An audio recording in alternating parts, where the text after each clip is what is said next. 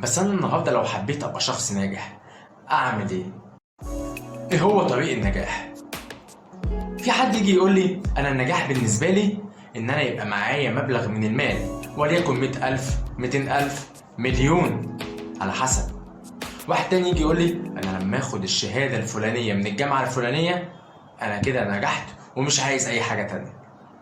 تعريف النجاح بيختلف من الشخص للتاني، بس أنا النهاردة لو حبيت أبقى شخص ناجح أعمل إيه؟ تعالى النهاردة نشرح الموضوع بشكل بسيط. هنتخيل إن طريق النجاح هو النقطة ألف والنقطة إيه؟ نجاح ما بين نقطتين. النقطة ألف دي بدايتك والنقطة إيه هي نهاية النجاح بتاعك.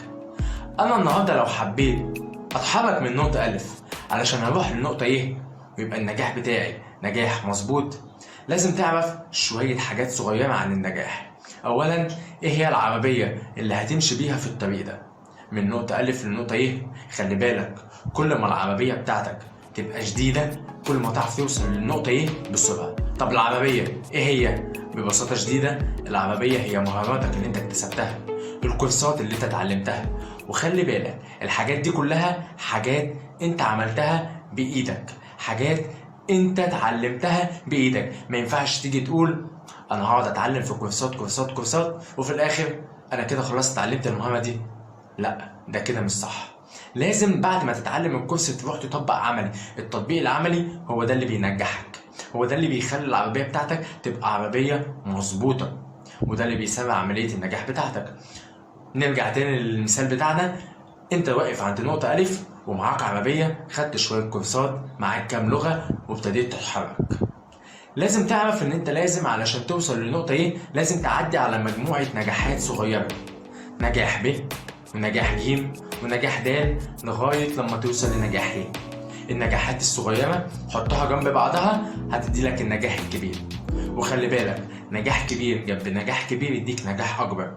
ده كله مبني عليك انت. لازم تعرف ايه المهارات اللي انت محتاجها علشان توصل لنجاحك. اوعى تطبق اي حاجة غيرك عملها.